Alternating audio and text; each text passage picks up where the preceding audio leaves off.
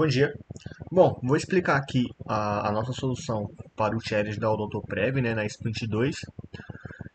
Basicamente aqui a gente já está colocando em prática o que a gente lá estava pensando lá na Sprint 1, né, que era basicamente trabalhar mesmo com o sistema de fraude.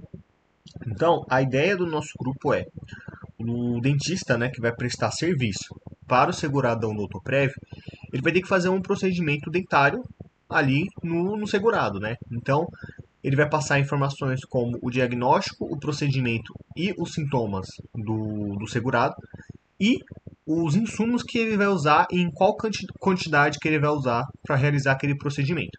Então, a nossa IA, ela vai fazer o quê? Ela vai analisar essa solicitação e classificar essa solicitação como uma média, alta ou baixa chance de ser fraude.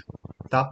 Então, basicamente aqui, eu utilizei algumas bibliotecas do Python, né? Não vou falar de todas delas, mas as principais são o Transformers, né? Porque a gente vai trabalhar com uma rede neural.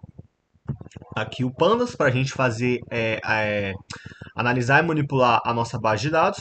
E também o Matplotlib, o Seaborn, enfim. É, são ali as principais bibliotecas. Lá no GitHub, aqui está a explicação de todas elas, né? E basicamente eu faço a importação, a leitura e pré-processamento dos dados. Vou explicar a origem desses dados, né? Então, basicamente assim, a gente não tinha um dataset pronto, não tem um dataset já com essas informações que a gente quer. Então, a nossa ideia, o que eu fiz, né? Eu peguei um dataset, eu criei um dataset, né, na verdade, colocando linha a linha de informações ali que o dentista poderia colocar ali para tal procedimento. Então, eu fui colocando ali as informações e eu coloquei 15 de cada. Então, 15 linhas, né? 15 instâncias de uma solicitação que poderia ser média, alta e baixa chance de ser fraude. Cada uma dessas foi 15 instâncias.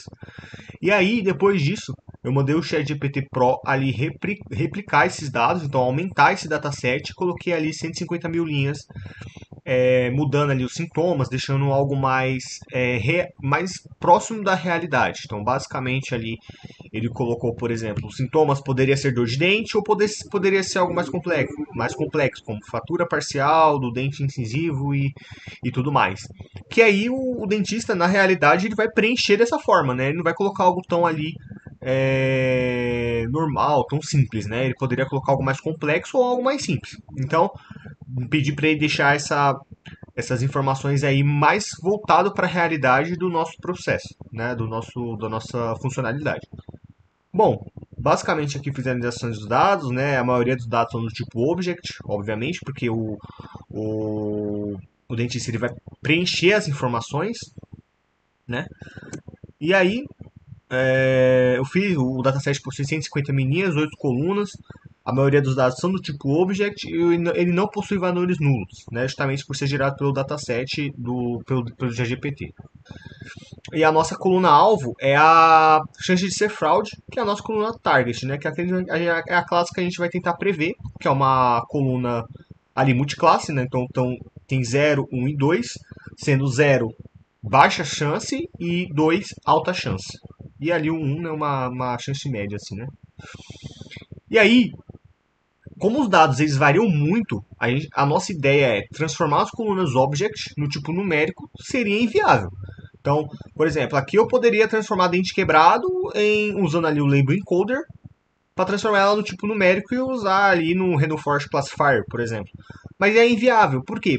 Como eu falei, na realidade, não vai ser só dor de dente. Ele pode preencher, sei lá, dor de dente ou o paciente se encontra com dor no dente. Isso, na real, é a mesma coisa. Dor de dente e o paciente se encontra com dor de dente. Mas o nosso modelo ele não vai diferenciar isso. Ele vai criar uma nova instância e aí vai ser pior, vamos dizer assim, né? Ele não vai conseguir prever. Então, a nossa ideia não é trabalhar com isso daí usando o label encoder. A nossa ideia principal é trabalhar com processamento de linguagem natural. Porque o que acontece? Ela vai analisar o contexto do que aquela palavra está inserida. Então, ela vai analisar ali o antes e o depois. Então, ela vai analisar a frase inteira em vez de daquela palavra em si, sabe? Então, a nossa ideia é trabalhar com processamento de linguagem natural, que aí vão usar o Tokenizer e o modelo BERT. Basicamente, mesmo que os modelos de processamento de linguagem natural consigam entender esses textos mais complexos, a gente precisa transformar essa coluna, as colunas, né, que estão aqui em Object, no tipo em vetores, né, porque aí eles vão conseguir entender, né. Então, o que a gente fez? A gente transformou essa coluna no tipo de vetor, fazendo esse processo aqui usando o embeds, né? Eu acho que não sei se é dessa forma que fala, mas embeds. Então a gente transformou essas colunas em vetores para a gente processar ali no nosso modelo. Então basicamente aqui eu fiz a função que transforma essas colunas em vetores e aqui eu chamei passando as colunas que eu quero transformar, né? Insumos e quantidades vai ser algo diferente, mas vai ser praticamente o mesmo processo. E aí eu chamei aqui essas colunas passando ali a função que eu criei ali em cima. Então, basicamente, aqui, ó, as colunas sintomas, diagnóstico e procedimento ficou aqui em vetores em outras colunas que eu vou usar no modelo, né? Eu preferi criar colunas novas do que do que ter uma coluna igual, vamos dizer assim, né? Então, aqui sintomas, diagnóstico e procedimento, ele tem ali as mesmas informações, né? Ele tem as mesmas informações, só que transformadas em vetores, né? Vamos dizer assim.